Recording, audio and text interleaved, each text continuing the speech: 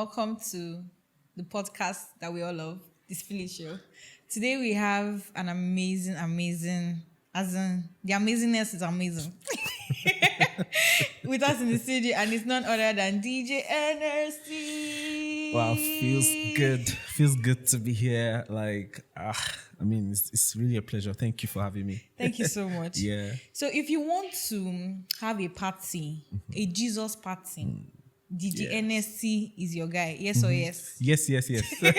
And you've been doing this for how long now? Okay, so this is like 11 years now. 11. Professionally. Okay. Yeah, so although before then I've been breathing it in my heart, but it is, when you look at what you want to do and look at what is real, you know. What's obtainable. Yeah, what's obtainable. You are like, oh man, how am I going to go through all this, But 11 years ago, I just decided to launch out, regardless. And here am I, like 11 years later. Okay, so before you decided to take this up, yes. What were your plans? Like when you were growing up, when you were much younger, when they asked you what do you want to be in future, what would you say? Now, doctor, lawyer, all those things. Man, I said I was going to be a pilot, but I'm still piloting but if you music. Think about, I was just about to say that if you think about it, you have directed us. Taking you to places. Yeah. So you mentioned that you were doing it for a while before you decided to go into it professionally. Yes. So yes. Why did you decide that, okay, I'm going to do this professionally?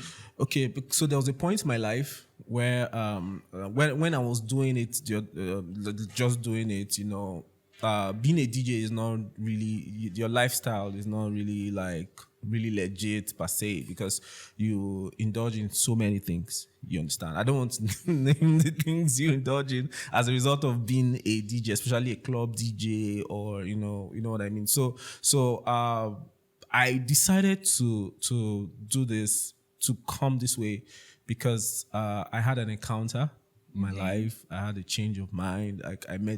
I've known Jesus, for a long time, but officially I wanted to really live right, and again, I was going through a lot at that time.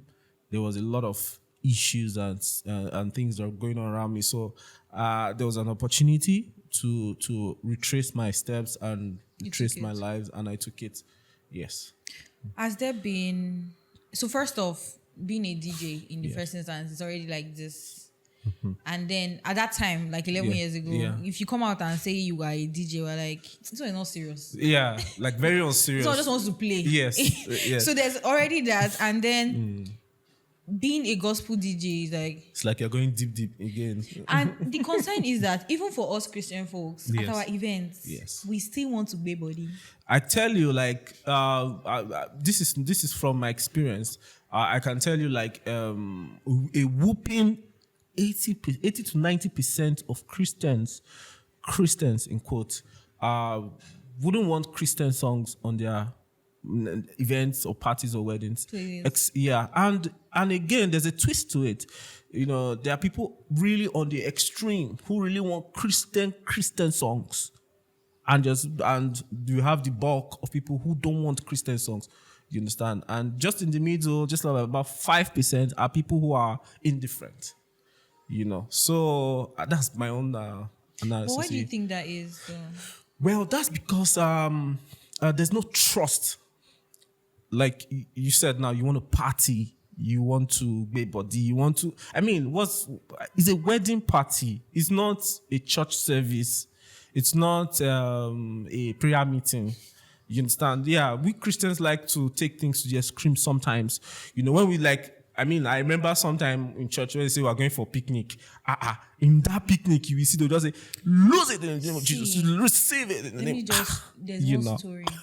Oh my God, they deceived us. Exactly. We're going for party. We got there and we had 3 hours word. I was like, you see, but you wore shoes, you wore sneakers and jeans, Yeah, so that's what I'm saying. Like we Christians, we have to create that balance, and when we create that balance, you will see that Christian music at your events will become normal.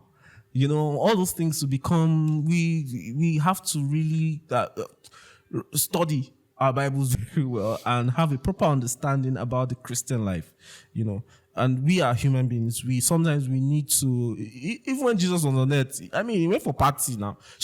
Where that place where he turned water into, it's not party. It's not, they said wedding party. Wedding party, yeah. So Jesus was chilling. He was chilling. It's not every time that he was doing miracles or in the synagogue preaching and all that. He was chilling. So we can chill. We that are Christ-like can also take time out to chill. But most times our curriculum is always prayer meeting, Bible study, and what? So it's so stereotypical, and so I'm here to give it some dynamics. That's what it is. You have been doing that for the past 11 years. Yes, yeah. Amazing stuff. Yeah. So there's also something that came to my mind. We are, especially for us young people, we are constantly moving and all that, and we've gotten to a stage where there are a lot of songs out there, but then the lyrics are not clean. But you still want to have love songs. Yeah. There are no Christian love songs. Scratch that.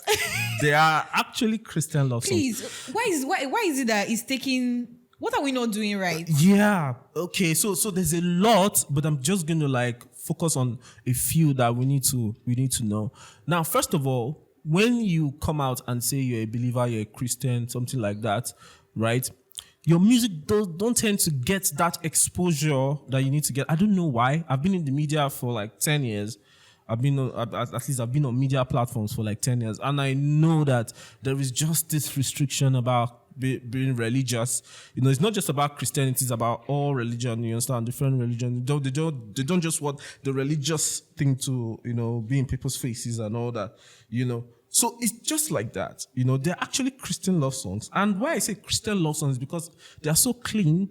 And when you listen to the lyrics, it's talking about the triangle. What's the triangle? The man, the woman, and God. Yeah. So it's a triangle. They're always talking about it. But what is missing most times in the normal love songs is just always a straight line. And the guy is talking about the woman in different ways that is explicit, something. But when you have love songs that are Christian love songs, it's actually talking about the love in its purity. So that's the difference. But most people really a lady who wants to be applauded for how she looks, how she dresses, but the Christian songs is always talking about the heart, the feelings, the emotions. So you can see the difference. Okay, so does that mean that Christians, I'm trying to say this and not look for trouble, but does that mean that we are the reason why a lot of love songs or a lot of gospel songs, even with the DJing at events, we are the reason why it is not as prominent as it should be? Yes. Church people. Absolutely.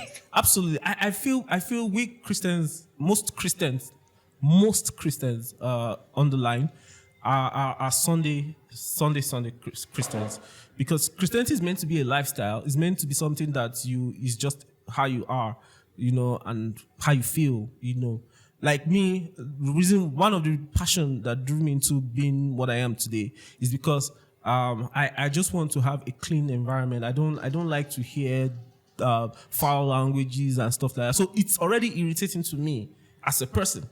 Before you now say, okay, this guy is a Christian and is a DJ gospel, so there are levels to these things, you understand? So it starts from there. It starts from morals. What's your moral level like? Then you now begin to appreciate how gospel music sounds like. Now, let's not talk about, of course, there are a lot of mediocrity. I've criticized a lot of mediocrity in the gospel music scene, I still do, but let's give it to people who actually do real good songs. And of recent, people doing amazing Christian love songs. Somebody came out and did an album, Love Songs. If you listen to it, who's the artist? Angelo. We have Angelo. If you listen to his album, it's amazing. When you hear even the title, Friend Zone, it's not churchy kind of. It's actually talking about love. It's talking about how a man feels about a woman. It's not explicit. It's not explicit, but it's expressive. It's expressive in its purity.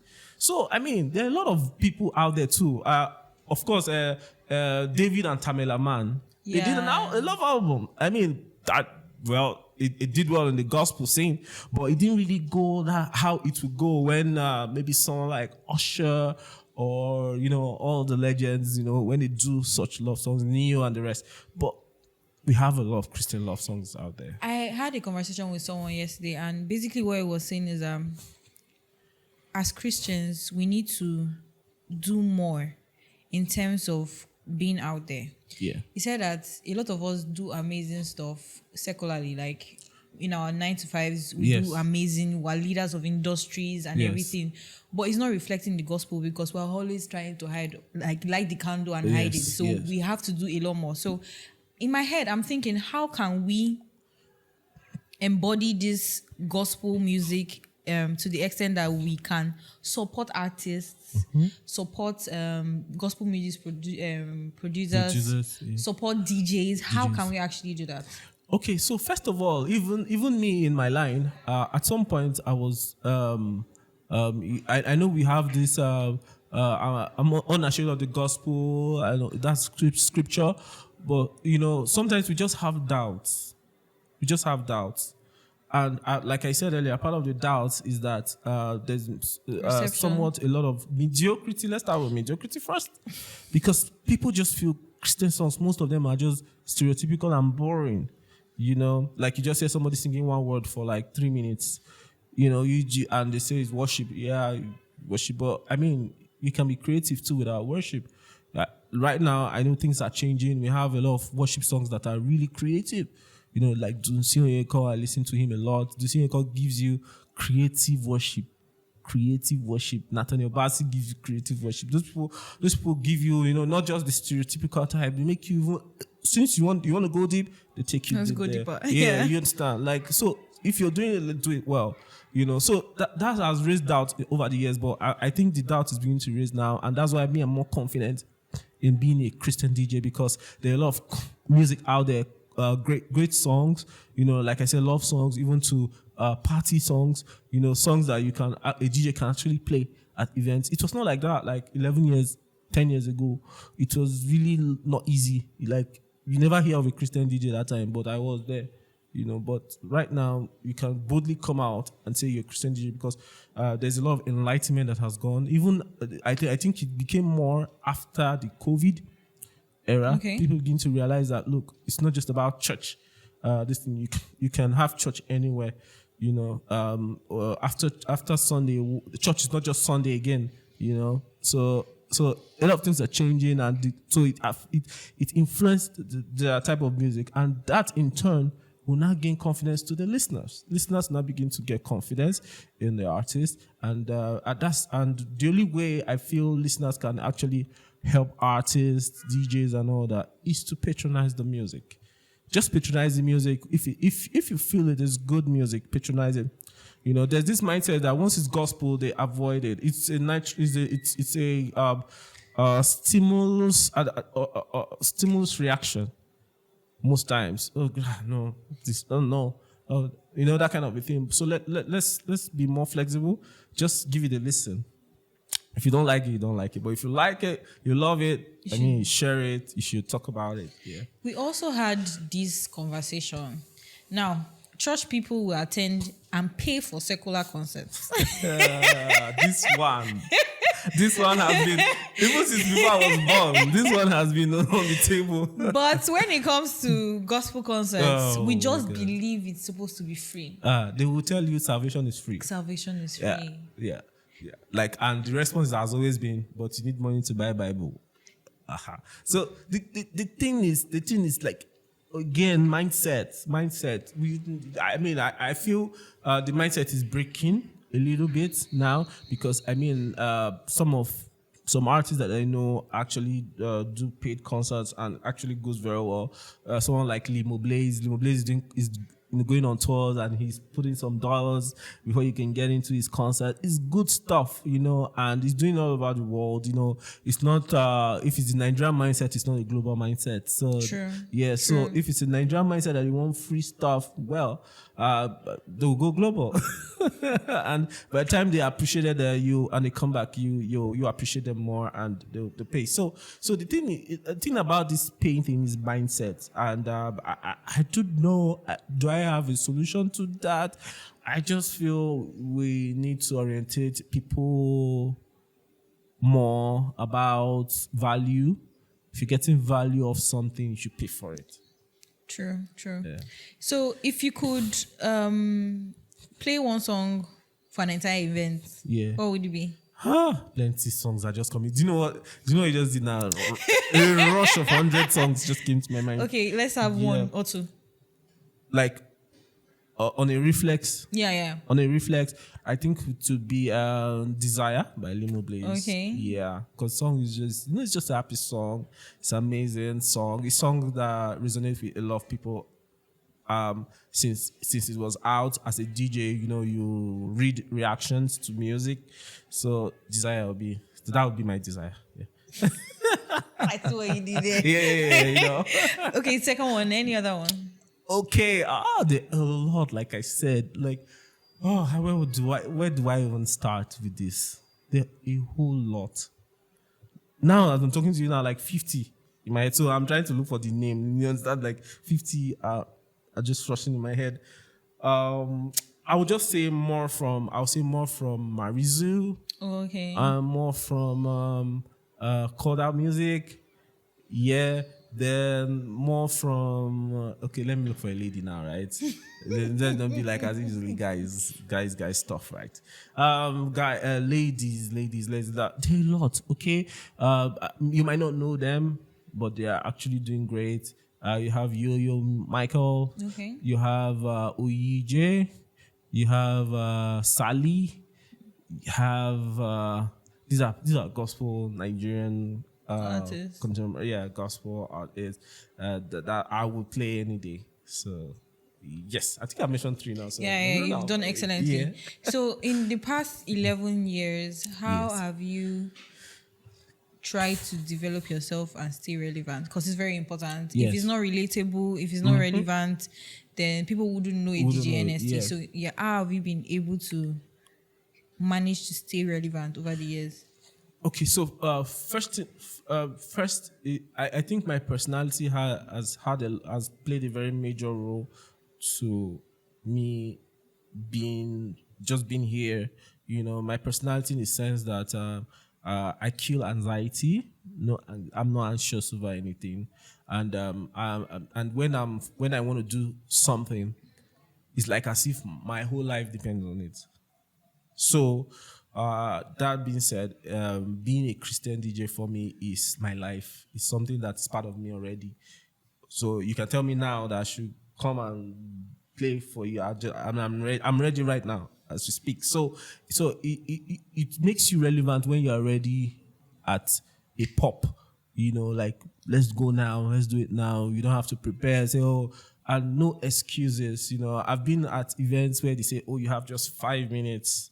And I use that 5 minutes very well, even as a DJ. DJ like a lot of time, 15, 20 minutes to build the whole environment, especially when it comes to Christian arena, where you have worship going on and next thing is DJ Ernesty. You have to build that environment, so you need more time. But sometimes just give you 5 minutes. So I make sure that I use that 5 minutes very well. So all these things help you stay relevant, being able to opportunity, and you're prepared and you get an opportunity and you take it immediately. So that keeps you relevant, and also your personality being staying humble, and no competition. I don't compete with anybody because I know I'm very unique. Nobody can be like me. I can't be like anybody, And of course, you can tell because me giving a gospel DJ service is already unique. So all these things really sum up to me staying relevant because there's no one like me. I'm me. DJ Awesome, Ernesty. love it. Yeah. Okay, so generally, it is not even argued. It is said that secular artists make a whole lot of money than gospel artists. Very true. First of all, because even we, the Christians, we are not willing to pay Yes, them. yeah. I know that, but that's by the side. Gospel DJ, regular DJ. Yeah. How have you been? Has there been a time where you've thought about fame and money? Oh, my goodness. A lot of times. How do you manage that? Now, that's where you have to keep your head down. It's not easy. Like, I can say you just keep your head down. Just like that. Sometimes you be depressed because of I used to say this. I say the pyramid of the Christian creatives, the DJ is like the last most times, because there's just disregard for like the art. I consider us to be like the background creative, because number one, we use other people's content. Yes. You understand? So it's not like our own content. So although we try to, I have 2 albums and like a couple of songs, collabos with artists and all that, and I still do. Apart from that, my core creative is being a DJ, a disc jockey. So it's like down the pyramid. Because even it's still gaining its relevance even in the Christian community, because even in church you can't find a DJ, you can find a guitarist, a drummer, and there was a time you don't find drums in church, you don't find keyboard. So it's coming. You begin to see, like someone like me, I've been to Sunday service, with my setup and all that. So it's gradually coming to that space where I think people are beginning to be more enlightened and begin to more trusting that, you have Christian DJs that can actually give you clean, sane Christian songs. Some people are scared that I bring this DJ to my church, won't he just take us to another place? But now that confidence is building because of people like me that has been there in the long haul. So I tend to keep my head down. I tend to remember why I started in the first place. This is very important. When you are in that space of, you want to switch, you want to go for the money, you want to go for of course, before I got in, I knew I didn't come in because I wanted to make money. I didn't come in because I want people to know me. I want people to clap for me. What I came in here for is to give people a different side of how Christianity can be. And I've seen that I'm not crazy, because there are a lot of like minds, in the music scene too, artists, a lot of creatives too are in that space. So, at some point I thought I was crazy at some point, yes. Because why did you think so? Yeah, because you just feel like, why would you want to have fun as a Christian? Because of how I grew up, I grew up in an Anglican society where you read hymnals in church. You read hymnals. It's only one big organ that is in church. Dun, dun, dun, dun. Then you sing. Why do you want to come? Something that has been there for 100 years, 200 years. Who are you? You want to come and what? Change what? So you feel odd, and you feel like, even if you look for scriptures that to back you up, in your quest, you just feel odd because the norm is very strong. Especially in the Christendom, when norms are there, norms are very strong. Exactly. So when you come, you look very crazy. They'll tell you why you should go back to the old rugged cross. Let's not break that norms and values and all that. So it has come many times. The money, the fame. Sometimes I'm a human being. I just want to be celebrated for the little impact I'm doing. You just want some accolades, Some say it's not Christian-like to look for accolades, but I'm a human being. You just want people to say, oh, wow, you're doing great. You're doing an amazing job. when you do, so I just keep my head down. Just remember why I am doing what I'm doing. And of course, of recent, at least I'm being nominated for a few things. And first time, that you be recognized for stuff like that, because, like I said, my stuff is very unique. No, there's no even room for competition in this one, because whether you compete for money, you want to come in for money, you won't get it. You get it, but not like you would expect that. You expect, yes. It's more of impact. It's more of influencing society. And that is not very easy to measure. Yeah, it's not. Especially in our society here, where, oh my God, you want to influence society. Why? Why do you want to influence when a lot of people are going through a lot of people do stuff around the society here for money, for the fame, So why do you want to go and suffer yourself to change the world? You can't change it. Somebody will tell you that you can't change it. It's normal. But for me, people like me, I'm just okay with seeing something become the best it can be. So, and such thing, like in this case, is Christians actually, outside the church, they can actually have a clean Christian life. You don't have to compromise anything, but yet still be happy and have fun and chill and enjoy yourself. Yeah. Awesome. If there is anything that you would change about your career trajectory in the past couple of years, what would that be? One thing. That I'll relate more. You read more? Relate more. Relate more. Yeah. I want to meet more people. Like when I started, I know now, like I said, it has to do with my personality again. Before now, I used to be an introvert. Okay. Serious introvert. Like I can't. I'm. It's not like I'm not knowledgeable, but it's just that I tend to keep to myself a lot. I'm so onto myself. I like just thinking around myself and all that, But you cannot make impact if you're an introvert. Exactly. You have to be out there. You have to interact. You have to even whatever it is you want to do. You have to be able to communicate it. You have to be able to pass the message. So basically, what I want to change more is I want to interact more. I want to meet more people. I want to go. It's not like I'm not meeting people, but I'm going to do extra to meet more people, especially like minds, just interact, like someone was saying sometime, like just a few days ago, was telling me that if you don't interact with someone, the person would listen to what people think about you. So what people think, so what people think about you will now be more than who you really are. So when you tend to meet with people, they begin to see the real person behind what they do and all that, and maybe those stories will just fade away. So those are things that all have to change. Yeah. Awesome. Thank you so much for sharing your story with us. Thank you for having honest conversations.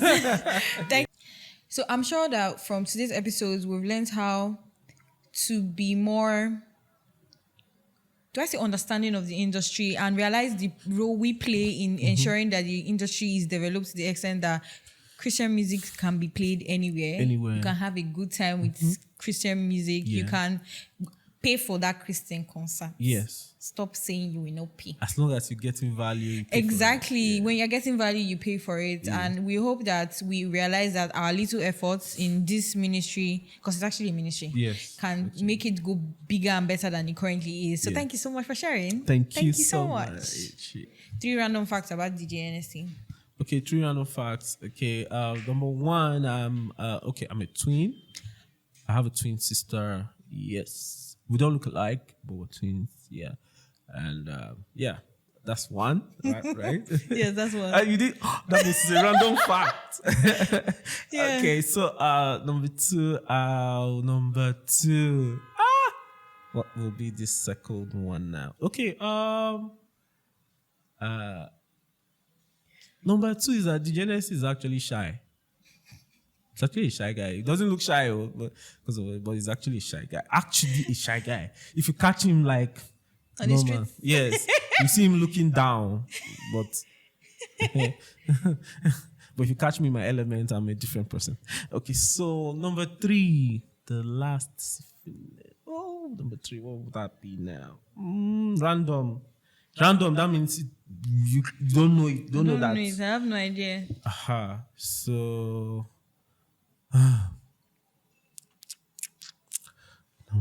Random. What is random now? Do you know I'm even forgetting the definition of being random? That's the thing. When you're asking this kind of questions, just remember, do I actually know myself this much? Okay, the third random fact. Oh my goodness. What's random? What's fact? Let's define it. Okay. You don't know the name of your secondary school best friend? My secondary school best friend. Man, even me. I forgot it. Okay, so I play the guitar a little bit. Is that random enough? We'll take it. Okay, yeah. Okay, so, yeah, that's it. So, Say the Words is a game where I read out the letters and then you pronounce it. SYZYGY. CZG. I think he got it. CCG. He got it the first time. CCG, come on. My vocabulary. He's a scholar there. Wait. Okay, so